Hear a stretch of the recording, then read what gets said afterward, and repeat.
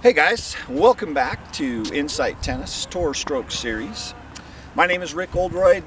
Today we're going to talk about the return of serve, and this is the third video in a series of videos that I'm doing on the return right now. If by chance you have not seen the others, I'll try and put the links for the other videos on this video so you can go ahead and check those out if you haven't seen them before.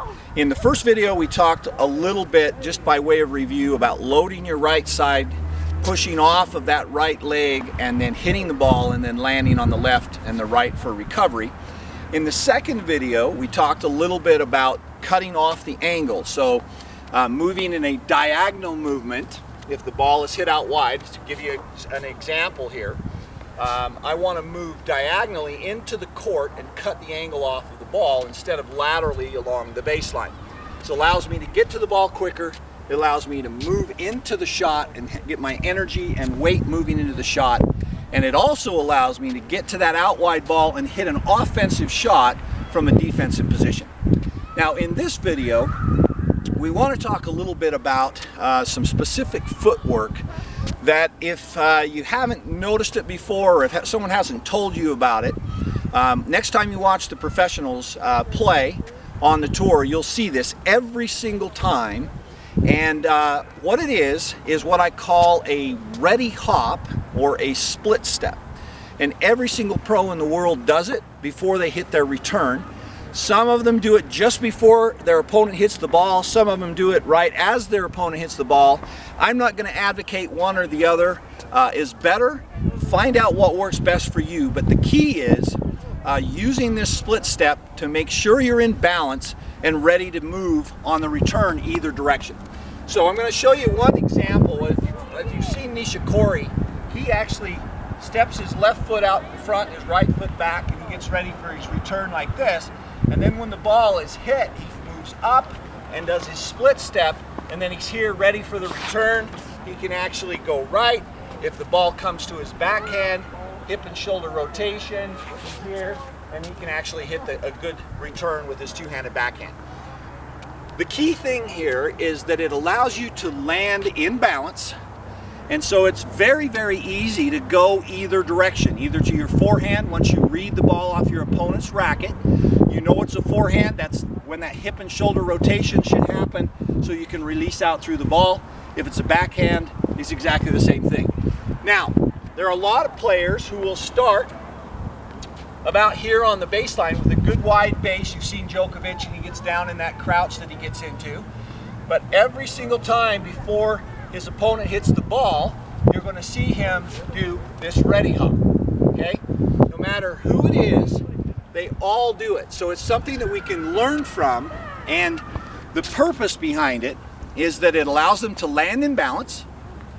It allows them to move either direction very, very easily, and they're in balance when they're reading the ball off of their opponent's racket. So it reduces the time, allows them to read the ball earlier and move more efficiently. So for example, if I'm here and I'm ready for the return and I can see the ball coming off my opponent's racket, and I'm going to be here or I'm going to ready hop before, notice how easy I can go either side. I'm here for my return on my forehand, and obviously I'm loading the right side, pushing off, boom, and I can get on that ball really quickly. The second thing is, if I'm here and I'm ready, I see the ball coming, boom, I'm ready hopping, I'm landing in good balance. It comes to my backhand, all I have to do is hip and shoulder rotate. Notice I'm taking the racket back with my body, not my hands and arms.